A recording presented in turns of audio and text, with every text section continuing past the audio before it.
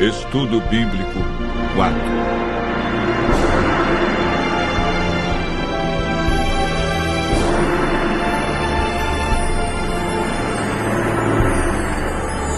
Plano da salvação.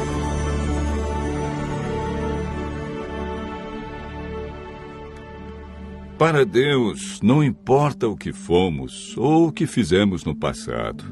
Ele nos ama com amor eterno. Prontificou-se a vir ao mundo e passar pela agonia da cruz a fim de resgatar a humanidade perdida. Entretanto, há muitos que se perguntam: como posso ser bom diante de Deus? Como posso apagar meu passado? Como posso ser apresentado sem culpa diante dele? Como posso ser salvo? O caminho para a vida eterna é muito fácil de ser achado e compreendido, mas poucos sabem como ir a Cristo e experimentar perdão, alegria, paz de espírito e esperança. O estudo de hoje mostra a resposta bíblica para uma vida cristã vitoriosa.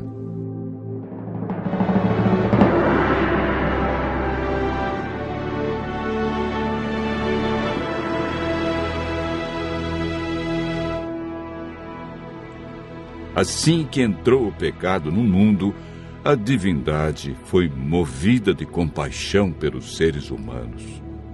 O Pai, o Filho e o Espírito Santo elaboraram um plano de redenção. Cristo se prontificou a deixar as cortes celestes, descer à terra como homem e pagar a pena do pecado e redimir a humanidade. O plano para a salvação do homem não foi um projeto tardio, elaborado posteriormente. Já antes da criação do mundo, Deus viu que o homem poderia errar. Ao pecarem, Adão e Eva perderam sua natureza perfeita. Deus não podia permitir que eles comessem da árvore da vida por mais tempo, pois, se comessem de seu fruto, viveriam para sempre e sofreriam constantemente os resultados do pecado. A Bíblia afirma que por um homem entrou o pecado no mundo e pelo pecado a morte. Assim também a morte passou a todos os homens, porque todos pecaram. O salário do pecado é a morte, mas o dom gratuito de Deus é a vida eterna em Cristo Jesus. Romanos, capítulo 5. Verso 12 e capítulo 6, verso 23. Após a entrada do pecado, Adão e Eva ouviram a voz do Senhor Deus que andava no jardim pela viração do dia. Esconderam-se da presença dele, o homem e sua mulher, por entre as árvores do jardim. O pecado fez separação entre Deus e o homem. Ainda que o homem tenha fugido do seu Criador, Deus lhe deu a certeza de que seu único filho deixaria o céu e nasceria de uma mulher. Não faria uso da sua divindade e, através de sua morte na cruz, acabaria com o domínio de Satanás neste mundo. Desde a entrada do pecado, o ser humano foi destituído da glória de Deus e perdeu sua natureza perfeita. Lemos em Gênesis, capítulo 6, verso 5. Deus viu que a maldade do homem estava se multiplicando na terra e que a vontade do seu coração era continuamente má. O salmista Davi declara: porque eu nasci em pecado, e em pecado me concebeu minha mãe.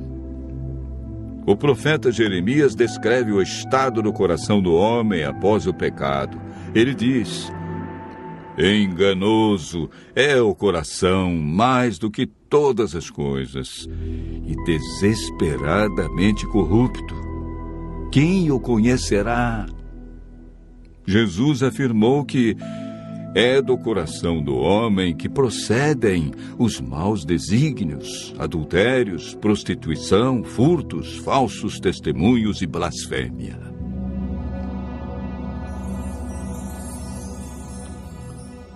Primeiro Coríntios 2, verso 14, afirma que o homem natural não aceita as coisas de Deus porque lhe parecem loucura.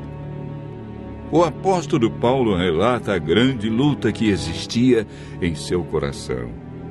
Ele declarou: porque eu sei que em mim, isto é, na minha carne, não habita bem nenhum, pois o querer o bem está em mim, não, porém, o efetuá-lo, porque nem mesmo compreendo o meu próprio modo de agir, pois não faço o bem que prefiro, mas o mal que não quero, esse faço. Mas se eu faço o que eu não quero, já não sou eu quem o faz, e sim o pecado que habita em mim. Romanos, capítulo 7, versos 18 a 15, 17 a 20. Jesus é o Cordeiro de Deus que foi morto desde a fundação do mundo. O profeta Isaías declara: ele foi humilhado, mas não abriu a sua boca. Como cordeiro foi levado ao matadouro, e como ovelha muda perante os seus tosqueadores, ele não abriu a sua boca. Isaías 53, verso 7. A Bíblia afirma que naturalmente o homem é escravo do pecado. É por meio do Espírito Santo que somos transformados em novas criaturas. 1 Samuel 10, verso 6, afirma: então descerá sobre ti o Espírito Santo, e serás mudado em outro homem. O Espírito Santo nos convence do pecado, da justiça e juízo. Ele nos guia ao conhecimento da verdade e implanta os princípios da lei de Deus no coração. A salvação está hoje ao alcance de todos nós, porque pela graça sois salvos, mediante a fé. E isso não vem de vós, é dom de Deus. Hebreus, capítulo 5, verso 9, afirma: e tendo sido aperfeiçoado, tornou-se o autor da salvação eterna para todos os que lhe obedecem. A obediência é fruto da salvação em Cristo Jesus. Continue ouvindo a voz de Deus e aceite a salvação através do grande sacrifício de Jesus Cristo, realizado na cruz para ter a vida eterna.